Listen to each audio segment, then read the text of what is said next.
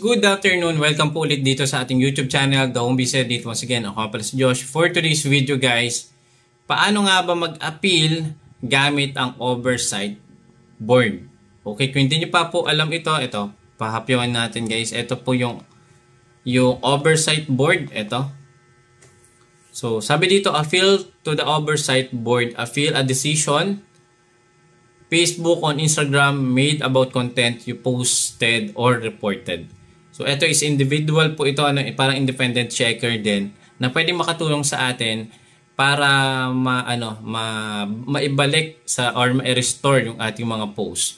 Kung ito ay napatunayan naman na against community or sa policy ni Facebook, posibleng ito ay magiging permanent. So, pahapiwan lang natin saan nga makikita yung ating mga violation. Kung tayo ay nagkaroon ng community standard or yung mabibigat na mga violation, pwede nating i-consider yung oversight board. So, ugaliin natin palagi, ugaliin or i-check natin palagi yung ating mga profile status. So, dito natin nakikita kung tayo ay merong existing warning or restricted account. So, sabi dito, when we take action on your profile, your content for going against community standard, you will see them here. So, yung sa atin guys, wala. Malinis. Walang makikita na account warning, walang makikita na community standard. Ganito naman guys yung merong violation. Ayan. Profile has some issues. Ayan. Ito yung makikita nyo dyan. Ayan sa may taas. And then, action we have taken, impact to your profile and content. So, sample guys, ito sample lang po ito. Usually, pag mga violence or incitement, yung ating mga violation or nudity, sexual activities, or basta guys, mabibigat na mga violation. Dito natin to makikita.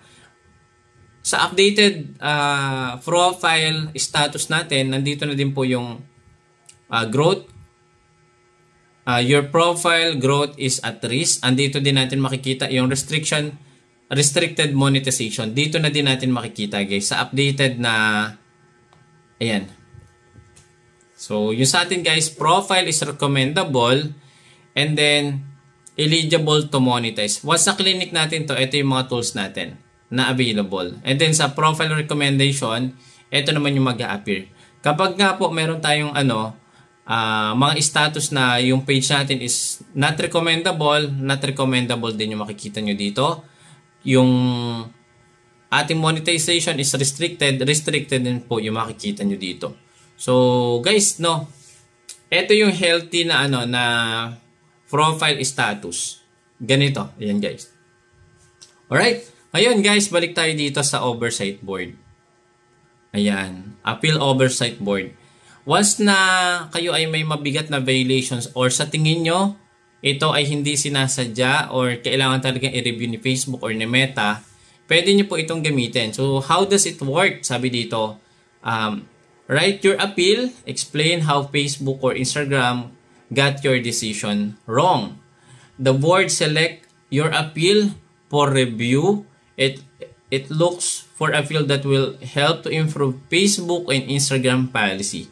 And then yung huli, yung final decision. So, ganito guys yung makikita natin. Ayan. So, may option dito, if kahit tayo personally ay inappeal natin pero we did not restore, merong other option. Ito nga po yung appeal to oversight board. So, paano natin to ma-appeal? Ganito lang po. Pumunta po kayo sa inyong browser. Mula dito, mag-login na po kayo ng inyong Facebook account. So, yung sa akin guys, na-login ko na yung aking Facebook account dito. Ayan. So, sample natin Facebook account. Ito.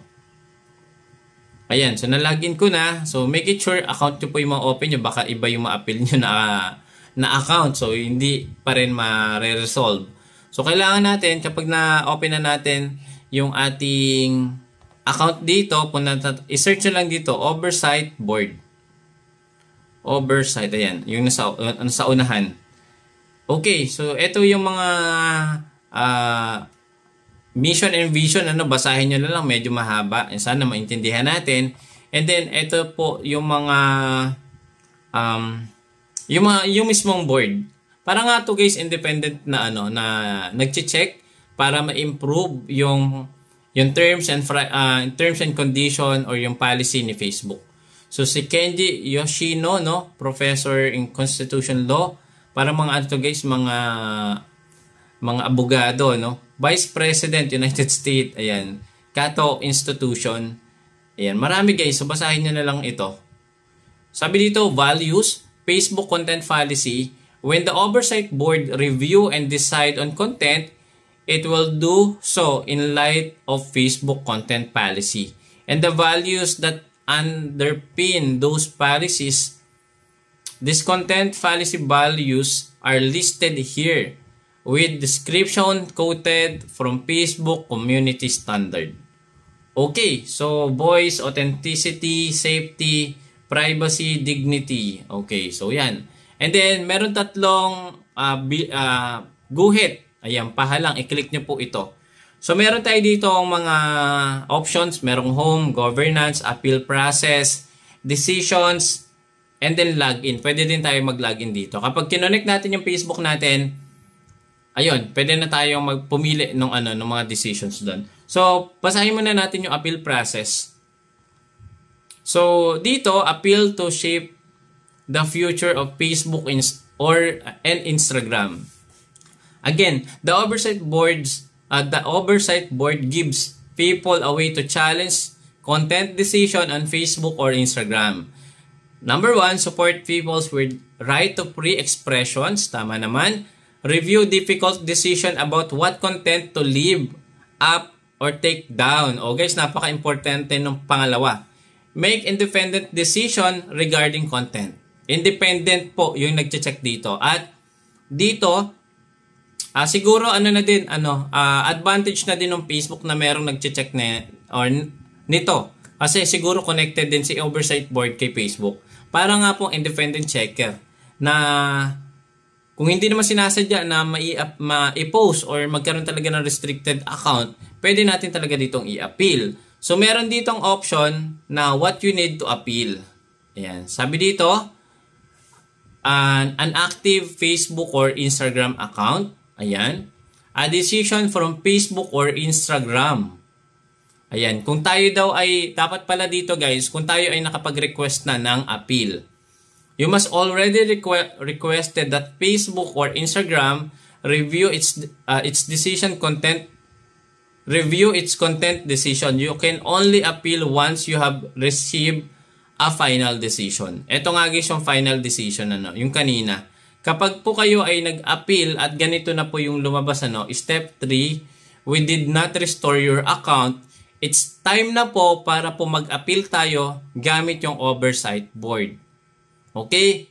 Hindi po automatic mag-appeal kagad tayo sa oversight board. Dapat na-appeal muna natin ito kay Facebook. Di ba merong request a review? Kapag po nakailang submit na kayo ng request a review and then ganito na po, tatlo na yung yung na-send nyo or na reject na appeal nyo, it's time na po para gamitin yung oversight board. So, a reference number, ito guys yung reference number, makikita nyo po ito sa inyong support inbox. Ayan. Meron lang po itong limit guys, yung oversight board. 15 days lang ito. Ayan. Basahin natin malinaw. You have 15 days from the time Facebook or Instagram send its final decision to submit an appeal to the board. Kapag po lumagpas ng 15 days, yun, hindi ko lang sure guys kung ano mangyayari, pero parang expired na yung yung inyong reference number. Okay. So, ganun. O ngayon, tara, mag-try tayo guys mag-appeal. Start natin yung appeal kahit wala naman akong violation. I-check lang natin dito yung ating way para makapag-appeal. So, meron nga guys dito, login with Facebook or login with Instagram. Piliin natin guys yung Facebook. Ayan. Wait lang natin. And then, makikita natin dito, case status, start a new submission. Ayan. So, basahin nyo na lang po ito, medyo mahaba. And then, click natin. Ay, wait lang guys. Meron ditong 90 days ako nabasa. Okay, basahin natin. Importante din pala to. The Oversight Board select cases to review in depth based on complexity and global significance. Selected cases will be deliberated and decided within 90 days of being selected. Due to volume, the board will select only a small number of cases for in-depth review. Ayan, grabe guys. Ganon din pala, 90 days din yung hintay natin kapag tayo ay nag-appeal gamit yung oversight board. Okay, so check natin, start natin. So meron ditong option, what's your main reason for coming to the oversight board?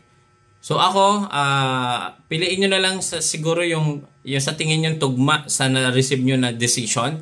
Ang pipiliin ko dito, disagree with Facebook decision. Continue, and then basahin nyo ito yung mga information. Sabi dito, the information you submit on website will be used to consider your appeal. Number 1. Number 2, may be referenced in the board written explanation of its final decision. Number 3, will not be used by Facebook to take action on your content or account unless the board select your case for being reviewed. Ayan. I-check natin ito guys. And then i-check natin yung pangalawa, yung terms and condition din. And then continue. So dito na nga, hahanapin po sa inyo yung reference number. So ito yung sample, yung reference number na sa inyong support inbox. You'll find this in your support inbox. For example, FB-6CW5X2PA. You can only appeal decision that have a reference number. So, dapat po talaga may reference number. Alright? So, sana malinaw, makikita natin yung reference number natin kapag po tayo ay hindi talaga nanalo sa appeal natin or in review dito sa Meta. Ngayon, makukuha natin dito yung ating ticket or reference number sa oversight board. After po natin ma-reject ng ilang beses sa Meta sa pag-submit ng appeal. So, yun lang guys, sana may natutunan. Sana malinaw na sa inyo kung paano gamitin yung oversight board. And yun, don't forget to subscribe to our YouTube channel. Konti na lang marireach na natin yung 100,000 subscriber. And click mo na din yung notification bell para pag meron tayong mga ganito na mga tutorial, mano-notify po kayo kaagad. See you again sa susunod na video. Bye-bye!